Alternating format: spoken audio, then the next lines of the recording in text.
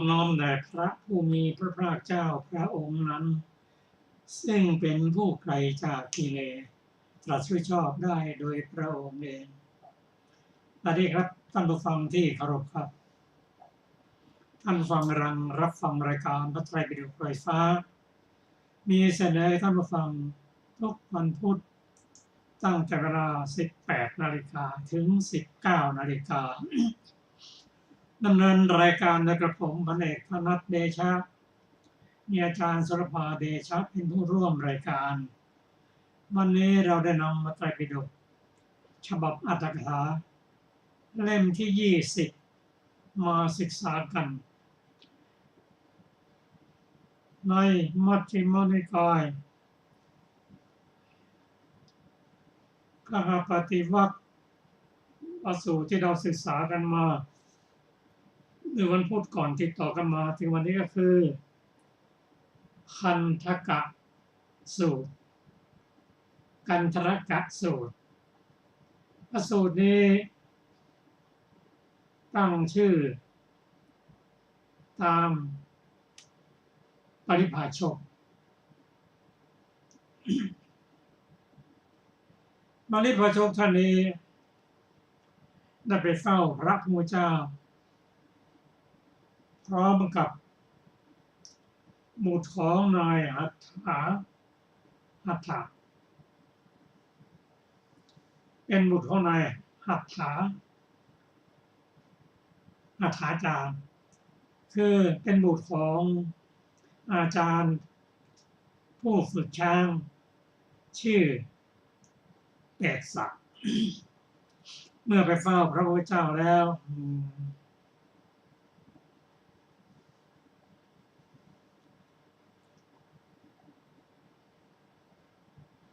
ได้ถวายบังคม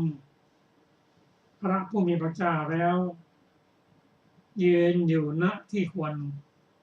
ส่วนข้างหนึ่ง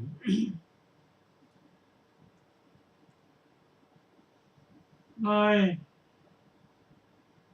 คันธรกะปริภาชกนั้นได้ปราศัย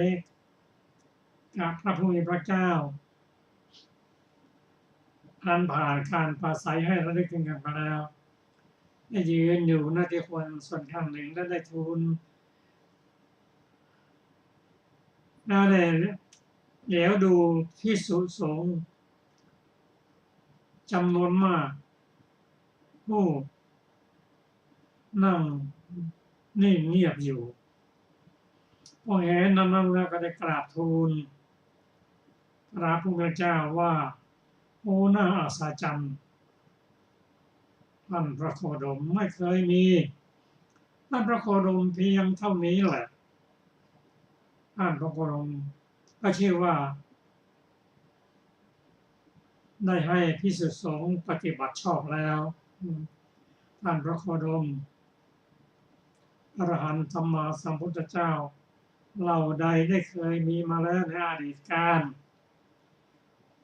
แม้พระพุทธเจ้าเหล่านั้นก็ได้ทรงสอนภิกษุได้ปฏิบัติชอบเป็นอย่างยิ่งเพียงเท่านี้เหมือนท่านพระโคดมทรงให้ภิกษุสงฆ์ปฏิบัติชอบในบัดนี้ไม่ว่าพระพุทธเจ้าในอดีตการปัจจุบันในอดีตการก็ทรงสอนให้ภิกษุสงฆ์ปฏิบัติเพียงเท่านี้เหมือนท่านพระโคดมนั่นแหละทีนี้เราจะมาศึกษากันว่า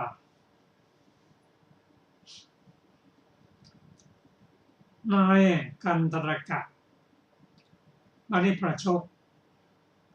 หรือผู้บวชนอกศาสนาพอไม่เห็นภิกษุจำนวนเป็นร้อยเป็นพันนั่งนิ่งเงียบเกิดมหัศจรรย์ขึ้นนั่นเพราะเหตุไรก็ไม่เคยเห็นเช่นนี้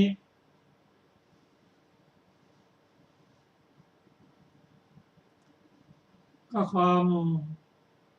มหัศจรรย์เหล่านี้ ได้เคยมีกับพระเจ้าอาชาติศัตรูมาแล้ว พระเจ้าอาชาติศัตรูนั้นหลังจากอิทุฆาตฆ่าพระเจ้าพิมพิสารผู้เป็นพระราชบิดาแล้วตั้งแต่คืนนั้นนอนไม่หลับเลยท้องฟ้าแจ่มกระจ่างสวยงามอย่างไรก็ไม่ทำให้จิตใจสงบได้เลยได้คุยกับท่านนายแพทย์ชีวกุมารพัฒน์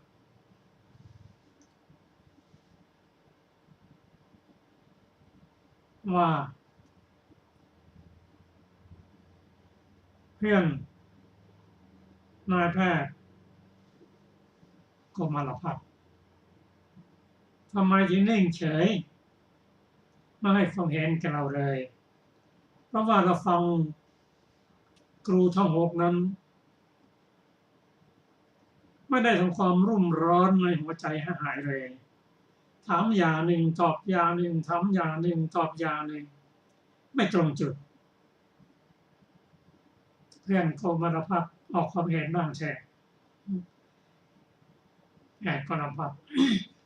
ให้ความเห็นว่าพระพุทธเจ้าข้าพระพุทธเจ้าอุบัติขึ้นมาแล้วพระองค์สามารถที่จะฟังธรรมของพระพุทธเจ้าแล้วจะสงบในจิตใจถ้าฉะนั้นเราไปกันแท้ไปตอนไหนไปตอนนี้แหละตอนนี้แหละคือเวลาจวนค่ำโปรเพลแล้วเตรียมช้างเตรียมอะไรต่างๆเดินทางไปเฝ้าพระพุทธเจ้าที่วิหารเวรุวันพอเข้าเขตเวรุวันแล้วความนิ่งเงียบความสงบได้สั่นคลอนหัวใจของพระเจ้าอาชาติศัตรูก็อดไม่ได้ก็ตัดถามท่านนายแพทย์ว่าเพื่อนโกมารพัฒน์เธอไม่ได้ลวงลงมาเพื่อจะฆ่าหรือเปล่าพระเจ้าข้าก็พระพุทธเจ้าประทับอยู่ที่ไหนไปอีกนิดเดียวก็จะเห็นพอถึงแล้วก็ตัดถามว่าพระพุทธเจ้าอยู่ที่ไหนนั่นไงพระเจ้าค่ะที่แสงเทียนสว่างริบหรี่อยู่ที่นู่นพระพุทธเจ้าประทับอยู่ที่นั่นแหละเข้าไปใกล้หน่อย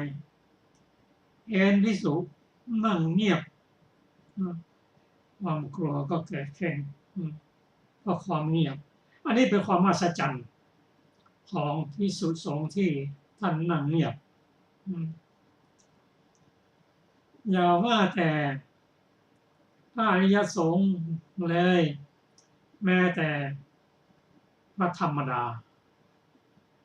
ก็ทำให้ประชาชนเกิดอัศจรรย์ขึ้นมาที่ประเทศพม่ากรุงมันนาเลมีวัดใหญ่วัดหนึ่งมีพระทั้งเน่นรวมด้วยกันประมาณ 1,500 รูปนั่งฉันอาหารไม่มีเสียงเลยแม้ช้อนส้อมกระทบกันก็ไม่มีเสียงประชาชนทั่วโลกนับข่าวต่างๆยอมเดินทางไปที่วัดใหญ่นั้นไปดูการฉันอาหารตั้งแต่การเริ่มเดินมารับถาดอาหารกระทั่งฉันแยกเป็นส่วนนี้ส่วนภิกษุ ส่วนนี้เป็นส่วนสามเณรและส่วนของฆราวาสอีกท่านหนึ่งเหมือนกันท่านฉันอย่างไรไม่ให้มีเสียงเลยแค่นี้นักข่าวก็ชื่นชมนำไปลงอย่าว่าแต่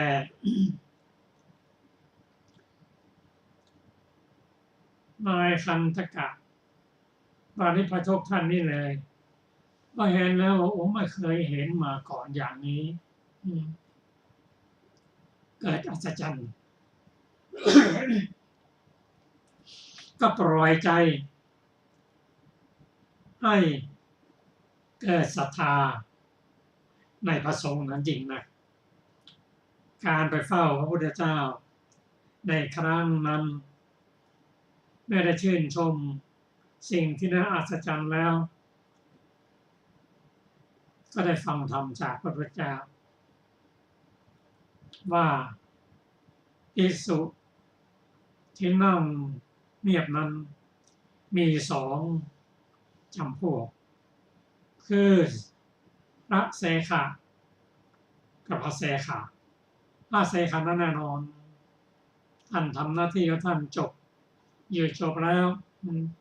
ไม่ต้องมาเกิดแล้ว การนิ่งของท่านนั้นเป็นอย่างนั้นส่วนที่เหลือนั้นเป็นเสขบุคคลผู้ยังต้องศึกษาก็มี7 พวกด้วยกันนั่นคือโสดาปัตติมรรคโสดาปัตติผลสักทาคามิมรรคกทาคามิผลอนาคามิมรรคอนาคามิผลและอรหัตตมรรคทั้ง7เหล่านี้เป็นผู้ต้องศึกษาท่านก็ศึกษาในเรื่องของสติปัฏฐาน4ขยันหมั่นเพียรปฏิบัติธรรมเพราะฉะนั้นการนั่งนิ่งของพระเสขบุคคลเสขบุคคลถ้าปฏิบัติอย่างนั้นสงบนิ่งไม่มีการขนองเท้าขนองมือเกิดศรัทธาพระพุทธองค์แสดงสติปัฏฐาน4ให้ในกันตกะได้ฟังเธอฟังสติปัฏฐาน4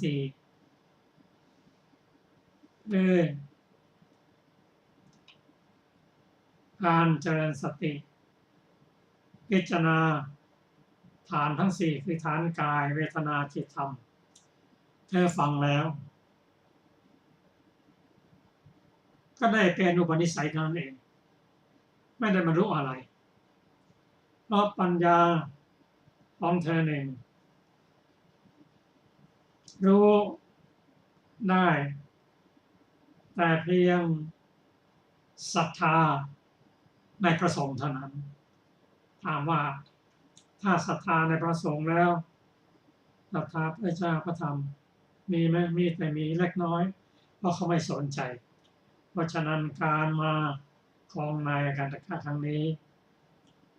ได้ศรัทธาในพระสงฆ์และมีธรรมะที่พระองค์แสดงได้ฟังแล้วเป็นอุปนิสัยเพื่อไปในเบื้องหน้าแน่นอนการได้เห็นพุทธเจ้าด้วยตาเนื้อฟังธรรมจากพระองค์และก็ถือว่าเป็นผู้ที่มีบุญตามสมควรส่วนนายเปสสะซึ่งเป็นบุตรของผู้ฝึกช้างนั้นเป็นผู้มีปัญญาปฏิบัติด้านสติปัฏฐาน4กราบทูลว่าพระพุทธเจ้าข้าแม้ข้าพระองค์เป็นคฤหัสถ์นุ่งขาวห่มขาวก็ยังเจริญสติปัฏฐาน4เพราะพระองค์ตรัสว่ามีทางเดียวเท่านั้นภิกษุที่ทำให้หมู่สัตว์สะอาดหมดจดจากกิเลสบรรเทาเสียซึ่งความเศร้าโศกดับเสียซึ่งทุกข์โทมนัสบรรลุญาณธรรมธรรมนิพพานแจ้งก็ทางนี้ทางนั้นข้าพระองค์ได้ปฏิบัติแล้วซ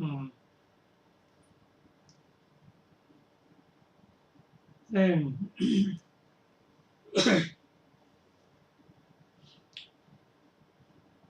ในกันตกะได้กราบทูลเรื่องนี้แล้ว นายแปดศักดิ์ได้กราบทูลว่า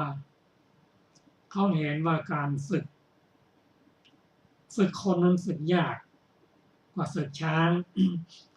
เพราะช้างนั้นตื้นไม่มีมารยามากมายกฎก็คือกฎโลกก็คือโลกเท่านั้นเองแหละไม่เหมือนมนุษย์ซึ่งเป็นผู้ที่พูดอย่างหนึ่งทำอย่างหนึ่ง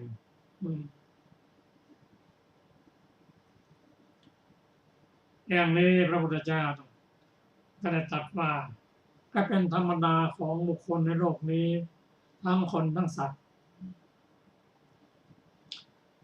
โดยเฉพาะบุคคลนั้นประกอบด้วย4ประเภทที่1ทำความลำบากให้กับตนเองเพราะในสมัยนั้นเขาคิดว่าทำความลำบากให้ตนเองนั้นเป็นการบ่มกิเลสแต่ไม่พ้นจากทุกข์ได้เป็นมิจฉาทิฏฐิเพราะฉะนั้นถึงเดินอย่างสุนัขมั่งกินอย่างสุนัขมั่งไม่ห่มผ้าเขาให้ทานก็ไม่เอาชอบกินทำให้ความลำบากที่ตนเองอันนี้เป็นสมัยพระองค์ข้อที่1ข้อที่2นั้นเป็นคนที่ชอบทำให้ผู้อื่นลำบากและประกอบทำให้ผู้อื่นลำบากด้วยเช่นถือศีลพรตไม่เป็นผู้ประกอบด้วยศีลชอบฆ่าสัตว์ตัดชีวิตลักขโมยของผู้อื่นนี่เป็นประเภทที่2ส่วนประเภทที่3นั้นชอบทำให้ตนเองลำบากประกอบตัวเองให้ลำบากทำบุคคลให้ผู้อื่นลำบากประกอบกิจกรรมทำให้ผู้อื่นลำบากได้แก่พระราชามหากษัตริย์ซึ่งกระทำอะไรแล้วย่อมกระทบกับมหาชนนอกจากพระองค์ลำบากแล้วทำให้ประชาชนลำบากเช่นจะทำอะไรก็ตั้งลงพิธีเพื่อที่จะนำสัตว์มาบูชาเป็นต้นส่วนบุคคลประเภทที่4นั้นไม่ได้ทำให้ตัวเองลำบากไม่ทำผมไม่ปฏิบัติประกอบให้ตัวเองลำบากไม่ทำให้ผู้อื่นลำบากไม่ประกอบให้ผู้อื่นต้องลำบากประเภทที่4นี้ได้แก่อรหันตบุคคลนักถามความเห็นว่านายแปดศักดิ์นายจากพวกทั้ง4คนเนี้ย4พวกเนี้ยไม่ชอบพวกไหนกราบทูลว่าพวก1พวก2พวก3ไม่ชอบเพราะทำให้ตนเองว่าทำให้ผู้อื่นลำบากด้วยชอบประการประเภทที่4เพราะไม่ทำให้ตัวเองลำบากไม่ประกอบให้ตัวเองลำบากไม่ทำให้ผู้อื่นลำบากไม่ประกอบให้ผู้อื่นลำบากด้วยชอบสิ่งนี้กราบทูลถึงแค่นั้นแล้วนายแปดศักดิ์เราคงจะพร้อมด้วยในการทักกราบทูลลาพระพุทธเจ้าว่าข้าพระองค์มีกิจมากมีธุระมากต้องกราบขอทูลลาไปก่อนพระองค์ตรัสว่านายแปดศักดิ์เธอจงสำคัญเวลาอันควรเถิดนายแปดศักดิ์ลาไปแล้วไม่นานพระพุทธองค์ตรัสว่าถ้านายแปดศักดิ์ผู้มีปัญญานี้จะฟังเราจำแนกรายละเอียดของบุคคลทั้ง4แล้ว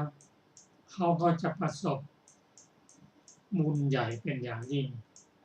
แต่แค่นี้ก็ดีแล้วก็ถือว่าเป็นผู้ได้ประโยชน์ใหญ่ตามสมควร เมื่อพระพุทธเจ้าตรัสกับภิกษุอย่างนี้แล้วภิกษุกราบทูลขอให้พระองค์ว่าบัดนี้เป็นเวลาอันควรแล้วขอพระองค์ได้โปรดแสดงแยกบุคคลสี่ได้พิสดารแทนเพื่อข้าพระองค์ทั้งหลายจะได้จดจำและนำไปประพฤติรายละเอียดของการจำแนกบุคคลโดยเฉพาะบุคคลที่สี่นั้นพระพุทธเจ้าถ้าตรัสว่าแค่ทั้งหลายจงฟังก็รายละเอียดนั้นขอเชิญอาจารย์ศิลปาค่ะสวัสดีค่ะท่านผู้ฟังที่เคารพทุกท่าน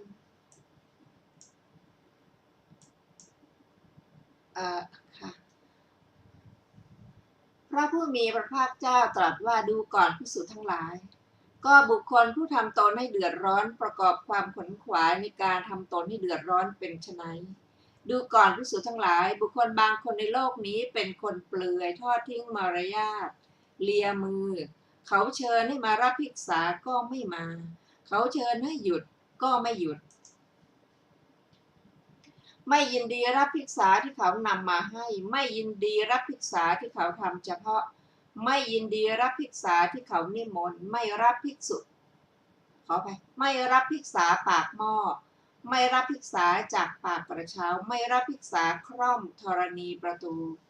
ไม่รับภิกษาคร่อมท่อนไม้ไม่รับภิกษาคร่อมสากไม่รับภิกษาของคนสองคนที่กำลังบริโภคอยู่ไม่รับภิกษาของหญิงมีครรภ์ไม่รับภิกษาของหญิงผู้กำลังให้ลูกดูดนมไม่รับภิกษาของหญิงผู้คลอเคลียบุรุษไม่รับภิกษาที่นัดแนะกันทำไว้ไม่รับภิกษาในที่เขาเลี้ยงสุนัขไม่รับภิกษาในที่มีแมลงวันไต่ตอมเป็นกลุ่มไม่รับปลาไม่รับเนื้อไม่ดื่มสุราไม่ดื่มเมรัยไม่ดื่มน้ำหมักดองเขารับภิกษาที่เรือนหลังเดียวเยียวยาอัตภาพด้วยข้าวคำเดียวบ้างรับภิกษาที่เรือนสองหลังเยียวยาอัตภาพด้วยข้าวสองคำบ้างรับภิกษาที่เรือนสามหลังเยียวยาอัตภาพด้วยข้าวสามคำบ้างรับภิกษาที่เรือนสี่หลังเยียวยาอัตภาพด้วยข้าวสี่คำบ้างรับภิกษาที่เรือนห้าหลังเยียวยาอัตภาพด้วยข้าวห้าคำบ้างรับภิกษาที่เรือนหกหลังเยียวยาอัตภาพด้วยข้าวหกคำบ้างรับภิกษาที่เรือนเจ็ดหลังเยียวยาอัตภาพด้วยข้าวเจ็ดคำบ้าง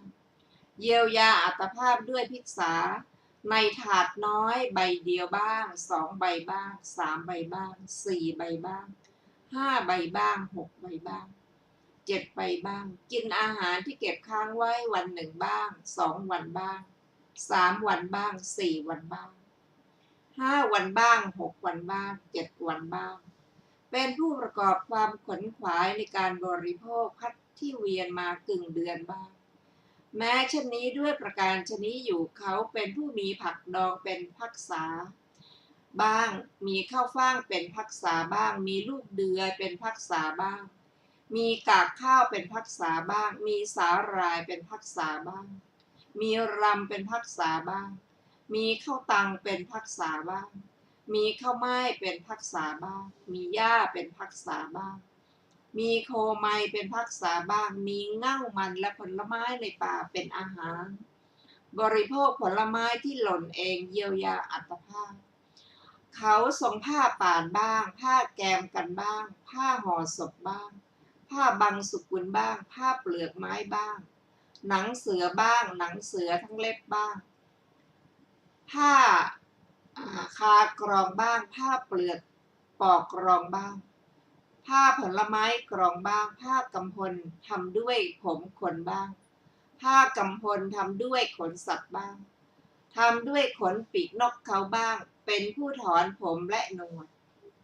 คือประกอบความขวนขวายในการถอนผมและหนวดบ้างเป็นผู้ยืนคือห้ามอาสนะบ้างเป็นผู้กระยงคือประกอบความเพียรในการกระยงคือเดินกระยงเหยียบพื้นไม่เต็มเท้าบ้างเป็นผู้นอนบนน้ำคือสำเร็จการนอนบนน้ำบ้าง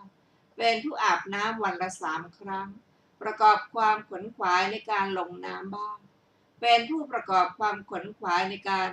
ทำกายให้เดือดร้อนเร่าร้อนหลายอย่างเห็นปานนี้อยู่ดูก่อนภิกษุทั้งหลายบุคคลนี้เรากล่าวว่าเป็นผู้ทำตนให้เดือดร้อนประกอบความขวนขวายในการทำตนให้เดือดร้อนดูก่อนภิกษุทั้งหลายก็บุคคลผู้ทำผู้อื่นให้เดือดร้อนประกอบความขวนขวายในการทำผู้อื่นให้เดือดร้อนเป็นไฉนดูก่อนภิกษุทั้งหลายบุคคลบางคนในโลกนี้ฆ่าแพะเลี้ยงชีวิตฆ่าสุกรเลี้ยงชีวิตฆ่านกเลี้ยงชีวิตฆ่าเนื้อเลี้ยงชีวิตเป็นคนเหี้ยมโหดเป็นคนฆ่าปลาเป็นโจรเป็นคนฆ่าโจรเป็นคนปกครองเรือนจำหรือบุคคลเหล่าอื่นบางพวกเป็นผู้ทำการงานอันทารุณดูก่อนภิกษุทั้งหลายบุคคลนี้เรากล่าวว่าเป็นผู้ทำผู้อื่นให้เดือดร้อนประกอบความขวนขวายในการทำผู้อื่นให้เดือดร้อนดูก่อนภิกษุทั้งหลายก็บุคคลผู้ทำตนให้เดือดร้อนและประกอบความขวนขวายในการทำตนให้เดือดร้อนทำผู้อื่นให้เดือดร้อนและประกอบความขวนขวายในการทำผู้อื่นให้เดือดร้อนเป็นไฉนดูก่อนภิกษุทั้งหลายบุคคลบางคนในโลกนี้เป็นพระราชามหากษัตริย์ผู้ได้มุรธาภิเษกแล้วก็ดีเป็นพราหมณ์มหาศาลก็ดีพระราชาหรือพราหมณ์นั้นโปรดให้ทำโรงที่บูชายันขึ้นใหม่ทางด้านบูรพาแห่งนครแล้วทรงจำเริญพระเกศาและพระมัตสุทรงนุ่งหนังเสือทั้งเล็บทรงทาพระกายด้วยเนยใสและน้ำมันงาทรงเกาพระปริศดางด้วยเขามฤคะเข้าไปยังโรงที่บูชายันใหม่พร้อมด้วยมเหสีและพราหมณ์ปุโรหิตบรรทมบนพื้นดินอันไม่ได้ลาดด้วยเครื่องลาดเขาทาด้วยโคไมสดน้ำนมในเท้าที่หนึ่งแห่งโคแม่ลูกอ่อนตัวเดียวมีเท่าใดพระราชาทรงเยียวยาอัตภาพด้วยน้ำนมเท่านั้นน้ำนมในเต้าที่สองมีเท่าใดมเหสีทรงเยียวยาอัตภาพด้วยน้ำนมเท่านั้นน้ำนมในเต้าที่สามมีเท่าใดพราหมณ์ปุโรหิตเยียวยาอัตภาพด้วยน้ำนมเท่านั้นน้ำนมในเท้าที่สี่มีเท่าใดก็บูชาไฟด้วยน้ำนมเท่านั้นลูกโคเยียวยาอัตภาพด้วยน้ำนมที่เหลือพระราชาหรือพราหมณ์นั้นตรัสอย่างนี้ว่าเพื่อต้องการบูชายันจงฆ่าโคผู้ประมาณเท่านี้ลูกโคผู้ประมาณเท่านี้ลูกโคเมียประมาณเท่านี้แพะประมาณเท่านี้ม้าประมาณเท่านี้จงตัดต้นไม้ประมาณเท่านี้เพื่อต้องการทำเป็นเสายันจงเกี่ยวหญ้าประมาณเท่านี้เพื่อต้องการลาดพื้นชนเหล่าที่เป็นทาสก็ดีเป็นคนใช้ก็ดีเป็นกรรมกรก็ดีของพระราชาหรือพราหมณ์นั้นชนเหล่านั้นถูกอาทยาคุกคามถูกภัยคุกคามมีน้ำตานองหน้าร้องไห้ทำการงานตามกำหนดดูก่อนภิกษุทั้งหลายบุคคลนี้เรากล่าวว่าผู้ทำคนให้เดือดร้อนประกอบความขวนขวายในการทำตนให้เดือดร้อนและทำผู้อื่นให้เดือดร้อนประกอบความขวนขวายในการทำผู้อื่นให้เดือดร้อนหัวข้อต่อไปคือกถาว่าด้วยพระพุทธคุณดูก่อนภิกษุทั้งหลายก็บุคคลผู้ไม่ทำตนให้เดือดร้อนไม่ประกอบความขวนขวายในการทำตนให้เดือดร้อนไม่ทำผู้อื่นให้เดือดร้อนไม่ประกอบความขวนขวายในการทำผู้อื่นให้เดือดร้อนเขาไม่ทำตนให้เดือดร้อนไม่ทำผู้อื่นให้เดือดร้อนไม่มีความหิวดับสนิทเป็นผู้เย็นเสวยแต่ความสุขมีตนเป็นดังพรหมอยู่ในปัจจุบันเป็นไฉนดูก่อนภิกษุทั้งหลายพระตถาคตเสด็จอุบัติในโลกนี้เป็นพระอรหันต์ตรัสรู้เองโดยชอบถึงพร้อมด้วยวิชชาและจรณะเสด็จไปดีแล้วทรงรู้แจ้งโลกเป็นสารถีฝึกบุรุษที่ควรฝึกไม่มีผู้อื่นยิ่งกว่าเป็นศาสดาของเทวดาและมนุษย์ทั้งหลายเป็นผู้เบิกบานแล้วเป็นผู้จำแนกพระธรรมพระตถาคตพระองค์นั้นทรงทำโลกนี้พร้อมทั้งเทวโลกมารโลกพรหมโลกได้แจ้งชัด ด้วยปัญญาอันยิ่งของพระองค์เองแล้วทรงสอนหมู่สัตว์พร้อมทั้งสมณะพราหมณ์เทวดาและมนุษย์ให้รู้ตามทรงแสดงธรรมงามในเบื้องต้นงามในท่ามกลางงามในที่สุดทรงประกาศพรหมจรรย์พร้อมทั้งอัฏฐะทั้งพยัญชนะบริสุทธิ์บริบูรณ์สิ้นเชิงคฤหบดีบุตรคฤหบดีหรือผู้เกิดเฉพาะในตระกูลใดตระกูลหนึ่งย่อมฟังธรรมนั้นครั้นฟังแล้วได้ศรัทธาในพระตถาคตเมื่อได้ศรัทธาแล้วย่อมเห็นตระหนักว่าคฤหาสน์คับแคบเป็นทางมาแห่งทุลีบรรพชาเป็นทางปลอดโปร่งการที่บุคคลผู้ครองเรือนจะประพฤติพรหมจรรย์ให้บริบูรณ์ให้บริสุทธิ์โดยส่วนเดียวดุจสังขัดไม่ใช่ทำได้ง่ายถ้ากระไรเราพึงปลงผมและหนวดนุ่งห่มผ้ากาสาวพัสออกจากเรือนบวชเป็นบรรพชิตสมัยต่อมาเขาละกองโภคสมบัติน้อยใหญ่ละเครือญาติน้อยใหญ่ปลงผมและหนวดนุ่งห่มผ้ากาสาวพัสออกจากเรือนบวชเป็นบรรพชิตหัวข้อความถึงพร้อมด้วยสิกขาและอาชีพเขาบวชอย่างนี้แล้วถึงพร้อมด้วยสิกขาและอาชีพเสมอด้วยภิกษุทั้งหลาย 1. ละการฆ่าสัตว์เว้นขาดจากการฆ่าสัตว์วางทันทะวางสัตรามีความละอายมีความเอ็นดูมีความกรุณาหวังประโยชน์แก่สัตว์ทั้งปวงอยู่ 2. ละการลักทรัพย์เว้นขาดจากการลักทรัพย์รับแต่ของที่เขาให้ต้องการแต่ของที่เขาให้ไม่ประพฤติตนเป็นขโมยเป็นผู้สะอาดอยู่ 3. ละกรรมเป็นข้าศึกแก่พรหมจรรย์ประพฤติพรหมจรรย์ประพฤติห่างไกลเว้นจากเมถุนอันเป็นกิจของชาวบ้าน 4. ละการพูดเท็จเว้นขาดจากการพูดเท็จพูดแต่คำจริงดำรงคำสัตย์มีถ้อยคำเป็นหลักฐานควรเชื่อได้ไม่พูดลวงโลก 5. ละคำส่อเสียดเว้นขาดจากคำส่อเสียดฟังจากข้างนี้แล้วไม่ไปบอกข้างโน้นเพื่อให้คนหมู่นี้แตกร้าวกันหรือฟังจากข้างโน้นแล้วไม่มาบอกข้างนี้เพื่อให้คนหมู่โน้นแตกร้าวกันสมานคนที่แตกร้าวกันแล้วบ้างส่งเสริมคนที่พร้อมเพรียงกันแล้วบ้างชอบคนผู้พร้อมเพรียงกันยินดีในคนผู้พร้อมเพรียงกันเพลิดเพลินในคนผู้พร้อมเพรียงกันกล่าวแต่คำที่ทำให้คนพร้อมเพรียงกัน 6. ละคำหยาบเว้นขาดจากคำหยาบกล่าวแต่คำที่ไม่มีโทษ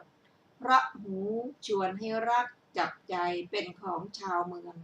คนส่วนมากรักใคร่พอใจ 7. ละคำเพ้อเจ้อเว้นขาดจากคำเพ้อเจ้อพูดถูกการพูดแต่คำที่เป็นจริงพูดอิงอัดพูดอิงธรรมพูดอิงวินัยพูดแต่คำมีหลักฐานมีที่อ้างมีที่กำหนดประกอบด้วยประโยชน์และโดยการอันควร 8. เว้นขาดจากการพรากพืชคามและภูตคาม 9. ฉันหนเดียวเว้นการฉันในราตรีงดการฉันในเวลาวิกาล 10. เว้นขาดจากการฟ้อนรำขับร้องประโคมดนตรีและการเล่นอันเป็นข้าศึกแก่กุศล 11. เว้นขาดจากการทัดทรงประดับและตกแต่งร่างกายด้วยดอกไม้ของหอม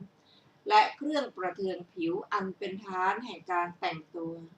12. เว้นขาดจากการนั่งนอนบนที่นอนอันสูงใหญ่ 13. เว้นขาดจากการรับทองและเงิน 14. เว้นขาดจากการรับธัญญาหารดิบ 15. เว้นขาดจากการรับเนื้อดิบ 16. เว้นขาดจากการรับสตรีและกุมารี 17. เว้นขาดจากการรับทาสีและทาส 18. เว้นขาดจากการรับแพะและแกะ 19. เว้นขาดจากการรับไก่และสุกร 20. เว้นขาดจากการรับช้างโคม้าและลา 21เว้นขาดจากการรับไร่นาและที่ดิน22เว้นขาดการประกอบทูตกรรมและการรับใช้23เว้นขาดจากการซื้อการขาย24เว้นขาดจากการฉ้อโกงด้วยตาช่างการโกงด้วยของปลอมและการโกงด้วยเครื่องตวงวัด25เว้นขาดจากการรับสินบนการล่อลวงและการตลบตะแลง26เว้นขาดจากการตัดการฆ่าการจองจำการตีชิงการปล้นและกันโชคเธอเป็นผู้สันโดษด้วยจีวรเป็นเครื่องบริหารกายด้วยบิณฑบาตเป็นเครื่องบริหารท้องเธอจะไปทางที่สาภาคใดๆก็ถือไปได้เองนกมีปีกจะบินไปทางที่สาภาคใดๆก็มีปีกของตัวเป็นภาระบินไปฉันใดภิกษุก็ฉันนั้นแลเป็นผู้สันโดษด้วยจีวรและเครื่องบริหารกายด้วยบิณฑบาตเป็นเครื่องบริหารท้องเธอจะไปทางที่สาภาคใดๆก็ถือไปได้เองภิกษุนั้นประกอบด้วยศีลขันธ์อันเป็นอริยนี้ย่อมได้เสวยสุขอันปราศจากโทษในภายในเธอเห็นรูปด้วยจักษุแล้วไม่ถือนิมิตไม่ถืออนุพยัญชนะเธอย่อมปฏิบัติเพื่อสำรวมจักขุนศีที่เมื่อไม่สำรวมแล้วจะเป็นเหตุให้อกุศลธรรมอันกลามกคืออภิชฌาและโทมนัสครอบงำนั้นชื่อว่ารักษาจักขุนศีชื่อว่าถึงความสำรวมในจักขุนศีเธอฟังเสียงด้วยโสตดมกลิ่นด้วยคานะลิ้มรสด้วยชิวหาถูกต้องโผฏฐัพพะด้วยกายรู้แจ้งธรรมารมณ์ด้วยใจแล้วไม่ถือนิมิตไม่ถืออนุพยัญชนะเธอย่อมปฏิบัติเพื่อความสำรวมมนินทรีย์ที่เมื่อไม่สำรวมแล้วจะเป็นเหตุให้อกุศลธรรมอันลามกคือ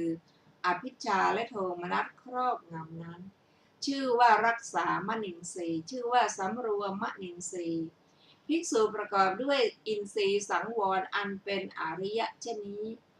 ย่อมได้เสวยสุขอันไม่ระคนด้วยกิเลสภายในภิกษุนั้นย่อมทำความรู้สึกตัวในการก้าวไปในการถอยกลับ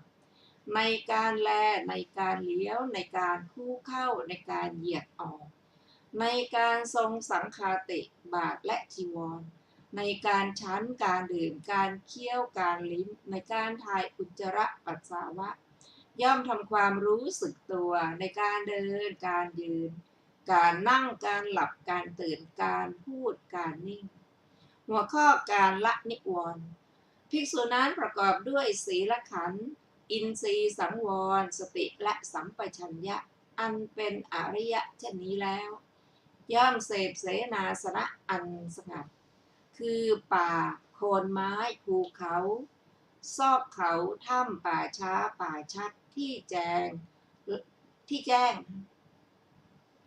ล้อมฟางในการภายหลังพัดเธอกลับจากบิณฑบาตแล้วนั่งคูบัลลังก์ตั้งกายตรงดำรงสติไว้เฉพาะหน้าเธอละความเพ่งเล็งในโลกมีใจปราศจากความเพ่งเล็งอยู่ย่อมชำระจิตให้บริสุทธิ์จากความเพ่งเล็งละความประทุษร้ายคือพยาบาทไม่คิดพยาบาทมีความกรุณาหวังประโยชน์แก่สัตว์ทั้งปวงอยู่ย่อมชำระจิตให้บริสุทธิ์จากความประทุษร้ายคือพยาบาทได้ละถีนมิทธะแล้วเป็นผู้ปราศจากถีนมิทธะมีความกำหนดหมายอยู่ที่แสงสว่างมีสติมีสัมปชัญญะอยู่ย่อมชำระจิตให้บริสุทธิ์จากถีนมิทธะละอุทธัจจะกุจจะแล้วเป็นผู้ไม่ฟุ้งซ่านมีจิตสงบณภายในอยู่ย่อมชำระจิตให้บริสุทธิ์จากอุทธัจจะกุจจะได้ละวิจิกิจฉาแล้วเป็นผู้ข้ามวิจิกิจฉาไม่มีความเคลือบแคลงในกุศลธรรมทั้งหลายอยู่ย่อมชำระจิตให้บริสุทธิ์จากวิจิกิจฉาได้หัวข้อฌานสี่ภิกษุนั้นละนิวรณ์ห้าเหล่านี้อันเป็นเครื่องเศร้าหมองแห่งใจอันทำปัญญาให้ทุรพลได้แล้ว สงัดจากกามสงัดจากอากุศลธรรมบรรลุปฐมฌานมีวิตกมีวิจารมีปีติและสุขเกิดแต่วิเวกอยู่บรรลุทุติยฌานมีความผ่องใสแห่งใจในภายในเป็นธรรมเอกผุดขึ้นไม่มีวิตกไม่มีวิจารเพราะวิตกวิจารสงบไปมีปีติและสุขเกิดแต่สมาธิอยู่มีอุเบกขามีสติสัมปชัญญะและเสวยสุขด้วยนามกายเพราะปีติสิ้นไปบรรลุตติยฌานและที่พระอริยะทั้งหลายสรรเสริญว่าผู้ได้ฌานนี้เป็นผู้มีอุเบกขามีสติอยู่เป็นสุขบรรลุจตุตฌานไม่มีทุกข์ไม่มีสุขเพราะละสุขละทุกข์และดับโสมนัสโทมนัสก่อนได้มีอุเบกขาเป็นเหตุให้สติบริสุทธิ์อยู่หัวข้อบุพเพนิวาสานุสติญาณภิกษุนั้นเมื่อจิตเป็นสมาธิบริสุทธิ์ผ่องแผ้วไม่มีกิเลสปราศจากอุปกิเลสอ่อนควรแก่การงานตั้งมั่นไม่หวั่นไหวอย่างนี้ย่อมน้อมจิตไปเพื่อบุพเพนิวาสานุสติญาณเธอย่อมระลึกชาติก่อนได้เป็นอันมาก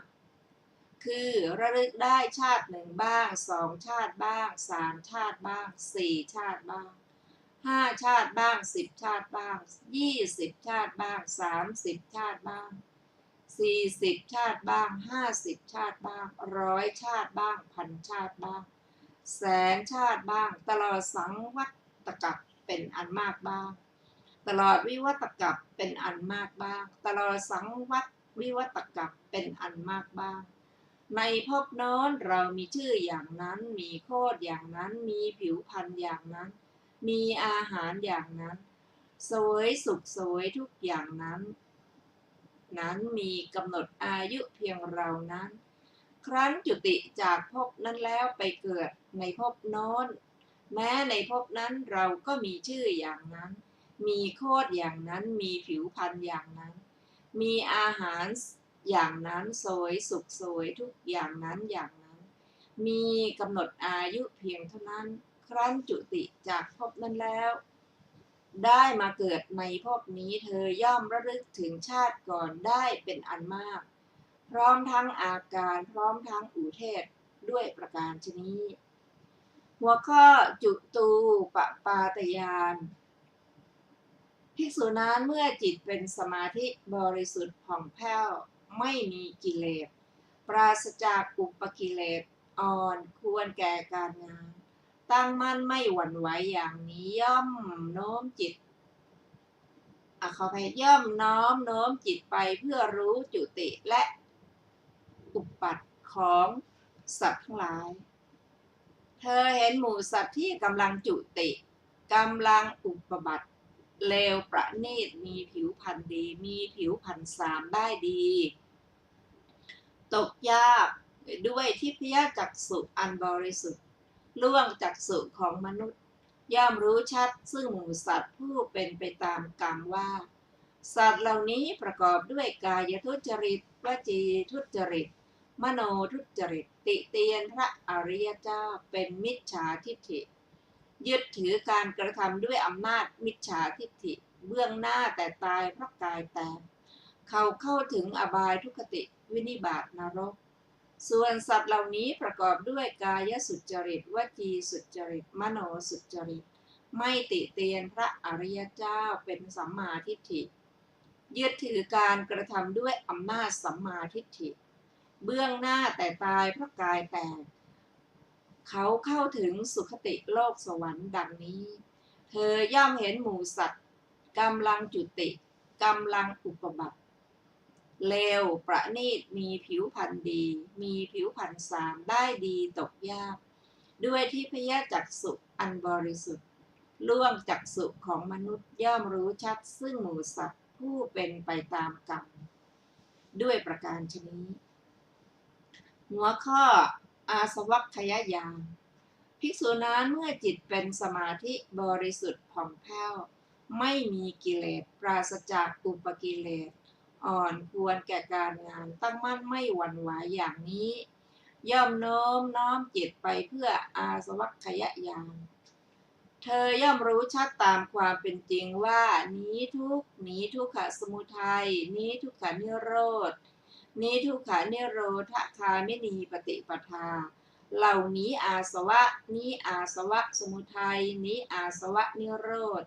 นี้อาสวะนิโรธคามินีปฏิปทาเมื่อเธอรู้เห็นอย่างนี้จิตย่อมหลุดพ้นแม้จากกามาสวะแม้จาก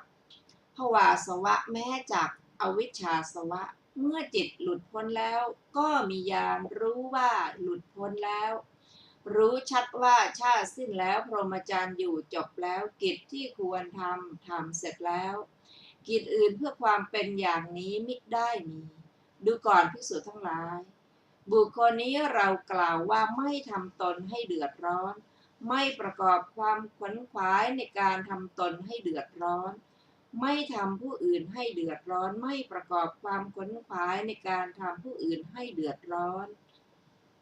เขาไม่ทำตนให้เดือดร้อนไม่ทำผู้อื่นให้เดือดร้อนไม่มีความหิวดับสนิทเป็นผู้เย็นเสวยแต่ความสุขมีตนเป็นดังพรหมอยู่ในปัจจุบันพระผู้มีพระภาคเจ้าได้ตรัสคำเป็นไวยากรณะนี้แล้วภิกษุเหล่านั้นชื่นชมยินดีภาสิทธิ์ของพระผู้มีพระภาคเจ้าแล้วดังนี้แลจบกันทรกะสูตรที่หนึ่งต่อไปเป็นปปัญจสูทนีอัตถกถามัชฌิมานิกายมัชฌิมปัญนาตอัตถกถาขหปฏิวรรคหนึ่งอัตถกถากันทรกะสูตรกันทรกะสูตรมีบทเริ่มต้นว่าเอวเมสุตตังข้าพเจ้าได้สดับมาอย่างนี้ในบทเหล่านั้นบทว่าจำปายังคือในนครมีชื่ออย่างนั้นเพราะนครนั้นมีต้นจำปาขึ้นหนาแน่นในที่นั้นๆมีสวนและมีสระบุครณีเป็นต้นฉะนั้นจึงได้ชื่อว่านครจำปาบทว่าคัคครายะโปครนิยาตีเรณฝั่งสระบุครณีชื่อว่าคัคคราคือณที่ไม่ไกลนครจำปานั้นมีสระบุครณีชื่อว่าคัคคราเพราะพระมระขอไปเพราะพระราชมเหสีพระนามว่าคัคคราทรงขุดไว้หน้าฝั่งสระบุครณีนั้นมีสวนจำปาขนาดใหญ่ประดับด้วยดอกมีสีมีสีเขียวเป็นต้นโดยรอบ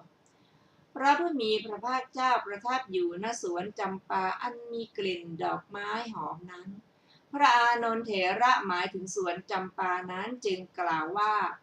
คัคครายะโปครนิยาตีเรดังนี้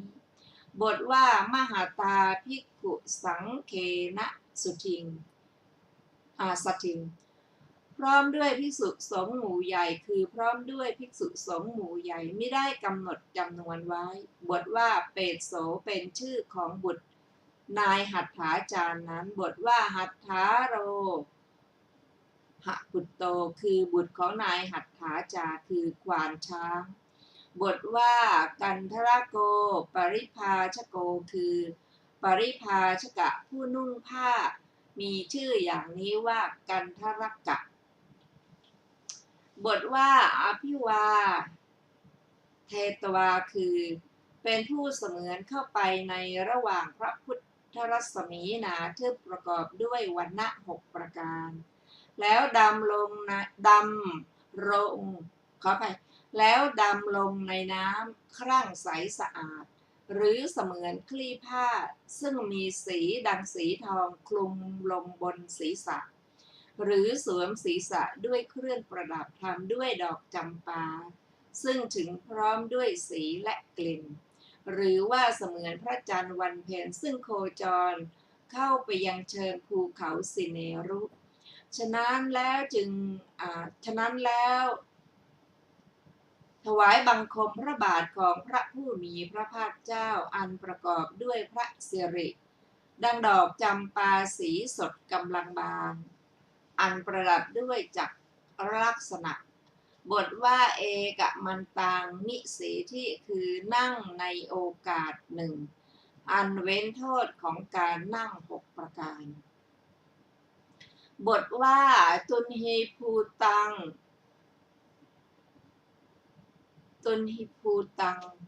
คือเหลียวดูภิกษุสงฆ์นั่งนิ่งเงียบเพราะณที่นั้นภิกษุแม้รูปหนึ่งก็ไม่ได้มีความรำคาญด้วยมือและเท้าภิกษุทุกรูปไม่ได้คุยกันด้วยความเคารพแด่พระผู้มีพระภาคเจ้าเพราะตนได้รับการศึกษาแล้วเป็นอย่างดีโดยที่สุดไม่ทำแม้เสียงไอแม้กายก็ไม่ไหวแม้ใจก็ไม่ฟุ้งซ่านดุจเสาเขื่อนที่ฝังไว้อย่างดีดุจน้ำในมหาสมุทรสงบเงียบในที่ไม่มีลมนั่งล้อมพระผู้มีพระภาคเจ้าดุจรัตตวราหกล้อมยอดภูเขาสิเนรุนั้นปีติและโสมนัสอันยิ่งใหญ่ได้เกิดแก่ปริพาชกเพราะเห็นบริษัทสงบเงียบอย่างนั้นก็แลปริพาชกไม่อาจสงบปีติโสมนัสอันเกิดแล้วในภายในหทัยให้เงียบอยู่ได้จึงเปล่งวาจาอันน่ารักกล่าวคำมีอาทิว่าอัจฉริยังโพโคตมะน่าอัศจรรย์พระโคดมผู้เจริญชื่อว่าอัจฉริยะน่าอัศจรรย์เพราะย่อมไม่มีเป็นนิดดุจคนตาบอดขึ้นภูเขาได้ฉะนั้นพึงทราบนี้เป็นตันตินัยยะคือแบบแผนประเพณีไว้ก่อนท่านผู้ฟังที่เคารพเข้าวันนี้รายการพระไตรปิฎกลอยฟ้าก็ได้หมดเวลาลงแล้วขอบพระคุณทุกท่านที่ได้ร่วมศึกษาด้วยกันเราจะมาพบกันใหม่ในวันพุธหน้าเวลาเดียวกันนี้ขอมีความสุขสวัสดีเจริญในธรรมยิ่งวันนี้สวัสดีค่ะ